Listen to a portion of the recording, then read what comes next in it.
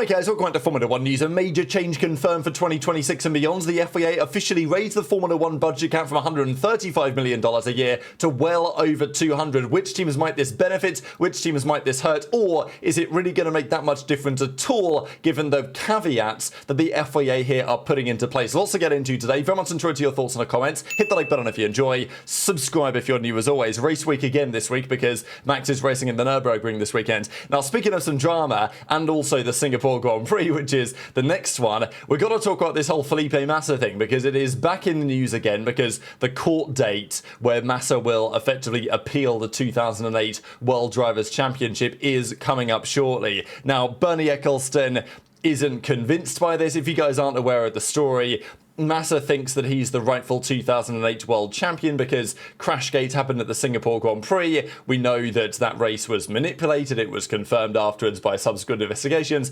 Briatore was banned for life from the sport, and then he's back, right, due to various problems. I think some French court figured out that actually Briatore was banned under false pretenses.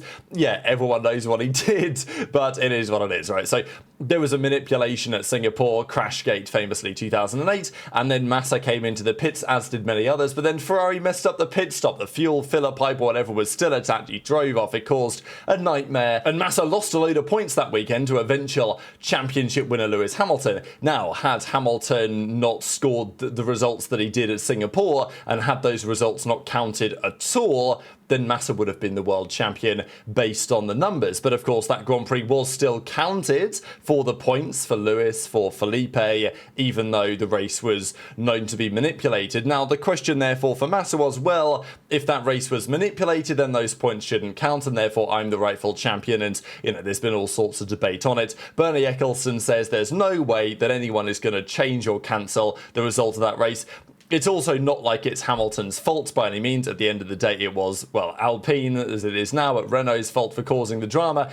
And then it was Ferrari's fault for messing up his pit stop. So that's the discussion. Apparently, Massa wants $82 million in damages for this. So I don't know if he really intends to be crowned the rightful 2008 world champion.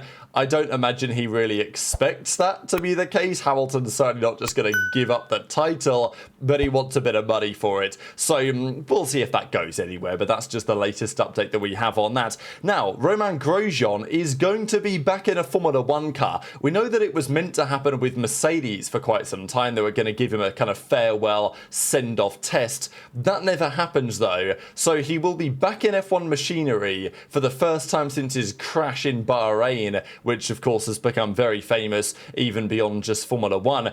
Grosjean will drive Haas's 2023 car in Mugello. So there are some tests happening this Friday, as in tomorrow. Ferrari are going to be there doing some tests on Pirelli's next year tyres with their current Ferrari specification, but it will be changed. There's going to be a mule car version of it with significantly different downforce characteristics to try and match next year's machine. And Haas are going to be there as well, and Grosjean will be behind the wheel. So I thought that was a nice thing to see. He's actually going to wear this helmet, I believe, that has been designed by his kids. So I thought that was all rather nice. And, well, James Hinchcliffe is also going to get the drive as well. So that's a pretty cool story too. So Hinchcliffe and Grosjean in the Haas in Mugello on Friday, an official TPC testing previous cars outing. Other teams will be there as well, as we know they will include both, we believe, of the Ferrari drivers. Couple of things on Colapinto. There was a bit of drama yesterday. So Colapinto talked about this on Beyond the Grid, that at 13 years old he came over to Europe to pursue his dream, didn't have a guardian, he was just raw dogging it, right, out in Europe and hoping that it would work out, and eventually it has worked out for him. Will he stay in the sport for a long term? That is a good question, because there's been a bit of discussion about this. If you go to Alpine's Instagram page, you will see these are the posts that they have made, but then if you go to an Argentinian VPN, you will actually find that if you refresh, more posts appear. that are geo-locked just to Argentina. So it's all rather confusing, this one, and I don't really know exactly why they've done this, but this account says, can't understand why they've got a regional lockout. You can only see them if you're in Argentina. And then there's some quote tweets. It frustrates me greatly to see how foreign fans can't access the same content as Argentinians. What's the purpose of this? To make international fans feel no empathy for Franco? I really hope that they take action on this matter. Williams is winning the interactions that they are losing by geolocating.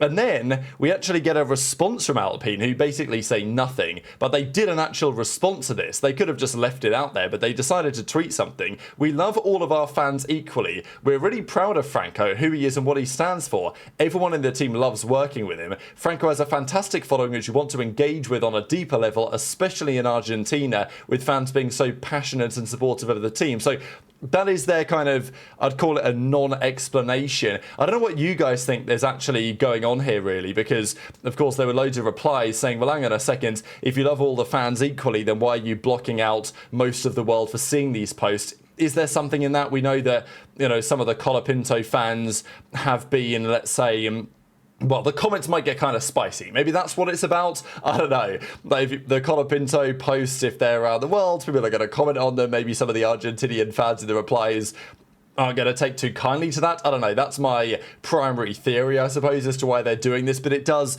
create for a bit of an interesting dynamic and a strange culture where, I don't know, Alpine are just a little bit weird, aren't they, as a team? I think that's the way that I'll put it. And also Colapinto, who knows if he keeps that drive next season. Briatore, well, he is a bit of a loose cannon sometimes, and he could make some very interesting and quick decisions when it comes to his future. Quickly on Ferrari, this was Lewis Hamilton in Maranello yesterday, actually, so clearly a big day at the factory for Ferrari, Hamilton, Leclerc, whoever. As I say, they're going to be in Mugello tomorrow to do that testing previous cars program. This is another picture. There was also another update from Hamilton. He put this, you guys may have seen this, some of you, on his Instagram yesterday, where he said, it's been a scary few hours. Everyone please keep Roscoe in your thoughts and prayers. Of course, Roscoe is his dog. I think his dog's now like 13 years old, which is pretty old for the type of dog that Roscoe is. So wishing him the best for Roscoe. I hope he makes it. And, we saw here Alex Albon's pet account, right? They kind of did a post about this and said, we're praying really hard for Roscoe, thinking of you get well soon. So, yeah, it must be really devastating for Lewis at the moment. Hopefully Roscoe recovers okay. There's been some speculation onto exactly what he's suffering with. Talk about pneumonia. So yeah, we'll see. Hopefully that works out well. I'm sure that Hamilton will, he'd prefer to stay with Roscoe at the moment rather than jetting off to Mugello for this TPC program. So, it's actually not TPC. That's the tyre test with the current cars. I think for next year, looks like Massa then for doing a TPC with an old car. So probably both teams at Mugello, but doing slightly different things. But let's talk about 2026 and what the news is there, because there's a lot happening right now. The teams are developing, of course, at an absolutely rapid pace. And De Kester and the guys at Auto Racer, they talk a little bit about this. They say that the FIA model that was provided or discussed back in January of this year, already the cars in the simulations are at least 3 seconds faster than that. Now, if you guys want to check out the whole article, I'll leave a link down below. There was just this little comment here that I wanted to discuss. It is assumed that compared to the January 2025 base model, the cars are already at least 3 seconds faster than that, with 4 seconds for the fastest. So, well, this is a discussion, right? Who has it right, who has it wrong in terms of where the cars are going to be for next season. There's discussion on downforce data being rather conflicting from various teams, but this could be a conservative approach by some teams. Would it be the first time higher downforces have been discovered on the track? So Pirelli basically said that the data they see is that some cars have downforce figures 20% lower than other teams, which would equate to roughly 4 seconds per lap in different performance. Now, Auto Racer was saying that compared to the original spec that was proposed by the FIA at the start of this year, the teams in general have moved on massively from that. The best teams have potentially moved on 4 seconds a lap from that original, like, mule car, whatever you want to say. even the worst teams have moved on to a certain extent. But who really knows what their simulation data says? And even if it says one thing, they may provide the FIA and Pirelli different figures for various reasons, and then magically find more downforce when they get to the track. So it is a problem for Pirelli to solve, because they have to create compounds that are going to work with a relatively significant range of downforce characteristics. But look, do Pirelli really know what they're doing anyway? Over the last few years, I would not be so convinced. But this is the big debate of the day on the budget cap for 2026 and beyond. So the cost cap was first introduced. We know all the drama from the 2021 season, the catering budget that Red Bull managed to come up with that put them over the cap. And Horner was talking about, oh, well, yeah, we spent too much on catering. But of course, it's all, the bar chart is split up into multiple categories, but it's all the same thing, right? You went over the cost cap, you went over the cost cap. It's not like necessarily catering had to put you over it. You could have considered catering to be the first thing you spent for, and actually it was your upgrades that went over the cost cap. Whatever, they took a fine for it. There was all sorts of drama. And after that, they then brought it down further, right? So they did kind of a transitionary year where the budget cap was, I don't know, 147 or whatever it was, $1 million. Then they brought it down to 135. Now, the first thing to note here is that the budget cap has been a big talking point of the last few years, and I would say it has had, to a certain extent, its desired effect. There have been developments in F1 over the last few years which have been to the betterment of fans and to the, let's say, watchability of the sport. It wasn't that long ago that the performance differential between the best and the worst was very substantial. To be honest, next year we're probably going to go back to that, but the point is that the teams who are weaker have more opportunity to catch up. The best teams cannot just spend $400 million like they used to do whatever it takes to be the best, to do whatever it takes to push really hard on development to catch up to another top team. The weaker teams, it seems now, pretty much have the same amount of money from a cost cap perspective. Haas and others, given their new partnerships, they can reach the budget cap figure. And also, the weaker teams get more development time, they get more wind tunnel time, they get more simulator time, and that's helping them too. But that doesn't really tell the full story, because there's two parts of that. I definitely think that the existence of the budget cap, although controversial, the existence of the wind tunnel testing time restrictions has meant that this season we have 20 cars on the grid that in a normal qualifying session are not far off a second apart in lap time, which is extremely impressive in the historical context of Formula 1. But also, as I say, if you are a top team and there's another team that's better, you can't just throw millions and millions of dollars to catch up to that team. You kind of have to accept, take the L, as it were, which is a concern for some. The point is, it's going up from $135 million to $215 million.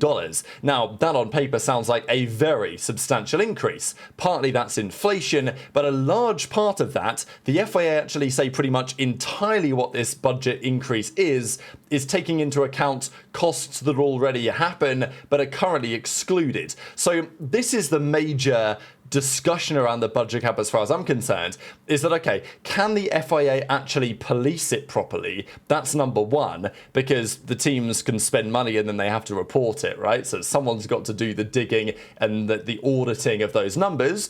And maybe you could debate as to whether that auditing is done properly or whether there's some very clever accounting happening from the perspective of the teams. That's probably what this is about, actually, is that the teams that are doing some of this clever accounting, they the use of that will be less useful, as it were, with the budget cap substantially increased. But things like driver salaries, things like the salaries of the top three earners at the team, still excluded from this, right? So, and also, other expenditure into other areas still exist. There is a general feeling that the top teams, the budget cap is $135 million, but there is a theory anyway that the top teams are still spending $400 million. They're just spending it in a different way. They're spending it in ways that aren't counted. They're spending it on development of aerodynamics for boats or for some other technology that maybe they can use in Formula 1 still. So things have changed, but things might have not changed really all that much. Now, the FIA have the following to say, because this on paper looks substantial, right? It's a massive increase in the cost cap. Potentially, you would expect it to mean that the top teams who have the extra money can now use that more money on development. There probably is part of that going on here, right? The top teams who have the deep pockets, they may be able to use more now. They may be able to spend more on development, and that may be especially critical for 2026. Now, again, this is kind of controversial because Audi, Sauber, based in Switzerland, their salaries are much higher. So already they have significant exemptions just for that. But the FIA basically say this level was set based on two things. The starting level of the cost cap of today, there was an effect of the accumulated inflation, plus there was the effect of costs which are currently outside of the perimeter. So all in all, the FIA say there is not really an increase in capital. It's just a different way to perform the calculation. That was the main reason behind this decision. It will not consist of higher spending for the teams because they're already incurring the costs. We're simply actually adding those costs now into the total number, so the cost cap has to be higher. So we're framing the rules in a quite complicated way. It's fair to say that we had the opportunity to write the regulations by ourselves. They'd probably do it differently, but there are certain concessions we make to the teams. They would prefer to only make 5 or 6 concessions. They've ended up with about 20 to 25, but they're trying to reduce that number. It, of course, is complicated, and there's some further discussion on exactly how they're going to use this money. Because, look, if the pot now is bigger, yes, there are new things considered in that pot than there previously were. The FIA think that's the main thing as to what makes up this increase, but it does give some more flexibility, I suppose, right? It means that those other elements that were previously excluded, if you can potentially cut down on some of those costs which are now excluded, you can open up more opportunity to spend more money on development and resources and stuff like that for the actual car itself. So I think some teams will be able to take advantage of this. The FIA are saying that it now allows the teams more choice in where they spend things, and still most of the teams will probably be able to hit these numbers, but the theory is that probably the top teams will have a better opportunity now to do that than others. So a team like Haas, for example, who have been scraping at the top of the budget cap over the last couple of seasons, they now may not find it so feasible to hit the new one. Teams like Williams could be in a similar position, but they've got good investment now from Doyleton Capital. So, look, the reality is F1's teams nowadays are pretty rich compared to how they used to be, right? So there is a feeling that maybe this won't affect things that much, but the general perception of this on the surface is that the top teams may be able to gather a little bit more headway here and spend a bit more money than they previously would have been able to. So intrigued to your thoughts on that in the comment section below. It turns out Red Bull is also at Mugello for some of these tests over the next couple of days, so that's been interesting to keep an eye on too. A few interesting stats here. So Red Bull have, for the first time in a weekend this season, scored the most points in a Grand Prix this year, which is kind of remarkable as a stat. Just to kind of clarify that again, in Baku, Red Bull scored 33 points, Mercedes scored 30, Williams 15, McLaren, as we know, only 6. Same with Ferrari. That was the first time all year, right, round 17, whatever it was, that Red Bull had actually scored the most points all season. Even when Max had won previous Grand Prix, McLaren had still scored more points than Red Bull total because the teammate was nowhere. This weekend, though, all of a sudden, things starting to turn around for that team. This was Charles Leclerc actually at Fiorano, not testing a Ferrari Formula 1 car. This actually, well, it looks like some sort of fan event, I'm assuming, because I think they have like 3 seats in this. Look, you can see there's like another guy in the back here. So they've modified this car to effectively allow Charles Leclerc to drive around. I don't know who's in the back of this car, but I think that there's 2 sides to this. So I don't know how you sign up for that one, but I thought that was pretty cool to note. So very much intrigued to your thoughts on all of this stuff in the comment section below. Hit the like button if you enjoyed, subscribe if you're new, take care, and I'll see you next time.